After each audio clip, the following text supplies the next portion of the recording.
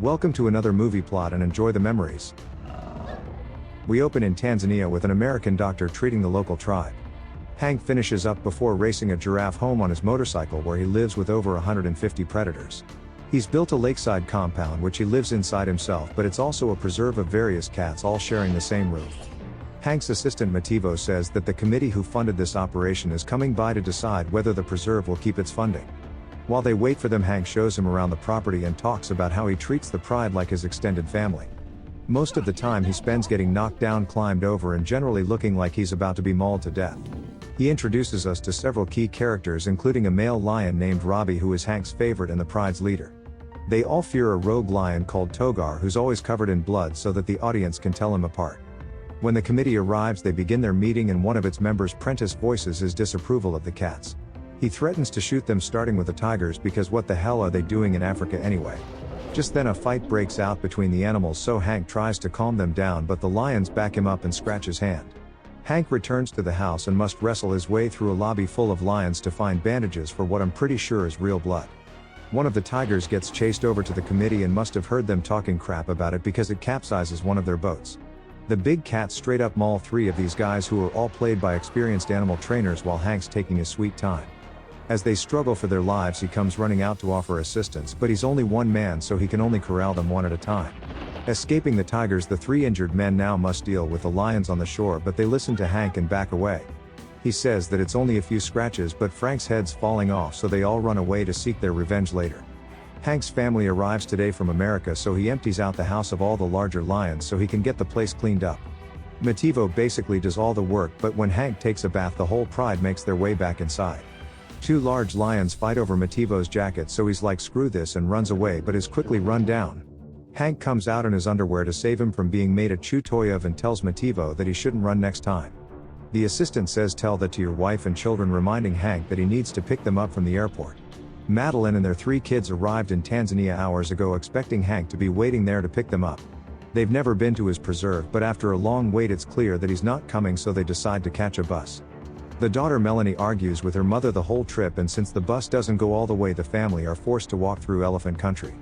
They locate the feline-filled compound but find it empty as Hank has taken the boat upriver with Mativo to the airport. They're going to be a while because their boat capsizes and now they're forced to trek the rest of the way on foot. Meanwhile, his family are annoyed that Hank isn't here to greet them, but at least he got the house cleaned before leaving. Madelaine tells the kids to open up all the windows and doors to air the place out, unaware of how many lions there are. They see the pride having lunch and realize that Hank's work with animals is a little more extreme than expected. It's too late to seal the place up again as the pride carry their kill through the front door and begin making themselves at home. What starts as a nervous attempt to shoo them away becomes a flight for survival as the terrified family are forced to flee. The oldest son John takes one look at their guests and locks himself inside one of the upstairs bedrooms. With almost no space left, the girls hide inside a large cabinet while the youngest son Jerry is sent to find his brother.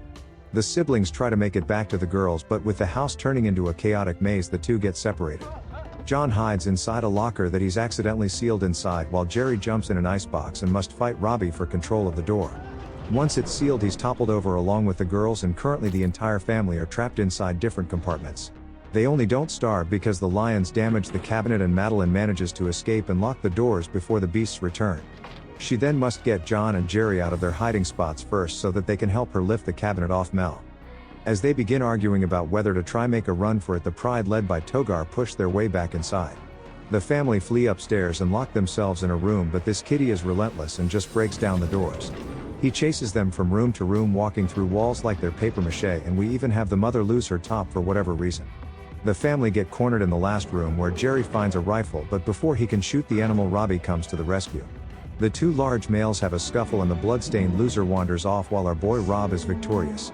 Melanie breaks down, convinced that her father has been killed as nobody could survive living with these creatures for so long. Returning to Hank and Mativo, they make their way to a village, and even the Maasai know to run away when the big cats come. These two just steal bikes and follow the tigers to the airport, but Hank realizes that he can't just show up like this. He convinces Mativo to climb a tree and dangle his jacket to distract the animals, allowing Hank to leave without being followed.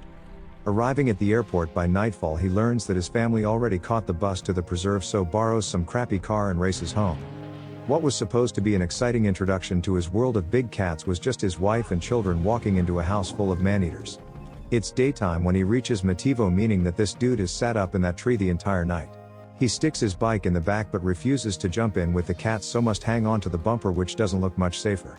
Mativo hangs on for dear life as Hank flies down the dirt road until one of the tires is punctured by a rock and we don't have any spare. Hank decides to just leave Mativo at the car with nothing more than an umbrella to battle the tigers while he runs the rest of the way home. Back on the preserve, the family can't wait for Hank any longer, so attempt to escape on his boat while the animals are distracted. Somehow they row right into who I assume is Robbie, and he just paws at John for a bit before letting them capsize.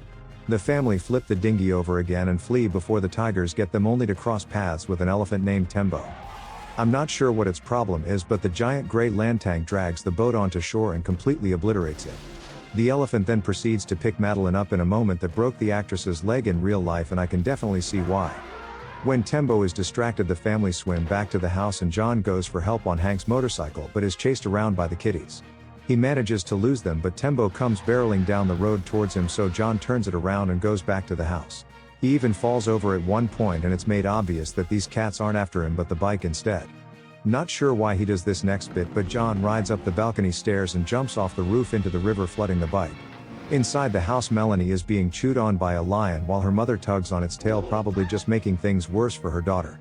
John enters and switches with his sister to begin wrestling the lion, but he left the door open and the whole pride enters again. Chaos erupts as they trash the house and begin getting overly aggressive with the family members, so they're forced to flee. They all hide inside empty barrels except for Jerry, who falls into the river, and John, who can only find one that's full of water. The lions begin bobbing for the apple that is John's head until getting bored of this and roll him off the roof into the river. They do the same to Melanie, and Tembo destroys both of their barrels, almost crushing the kids, but he just seems to hate containers. Madelaine goes through the same thing, but she's met in the water by a tiger and must use a pile of reeds to avoid contact. She makes it back inside the house, and in the most Looney Tunes moment, a jar of honey knocks her unconscious and another smothers the mothers. Maddie wakes up with about half a dozen different jungle cats looking very hungry, but they're mostly distracted with infighting. She makes her way to the roof and climbs across an aqueduct to the other side of the river where her family waits. They get far away from this fluffy fortress and find another house where they can fall asleep in. The pride follows them all the way there, and when they awake, the family find themselves spooning with the enemy. They finally conclude that the animals didn't intend to bring them harm, probably because of the simple fact that they're all still alive. We then get a few minutes of the family petting the various cats until feeling safe enough that they can return to Hank's house. Just then Prentice and Frank arrive for revenge and start unloading bullets on the cats, causing them to play dead. They massacre half a dozen pride members when Togar comes in from the flank and mauls them both without hesitation. Hank gets to the area and tries to save them, but is too late as both are already dead and at no real loss.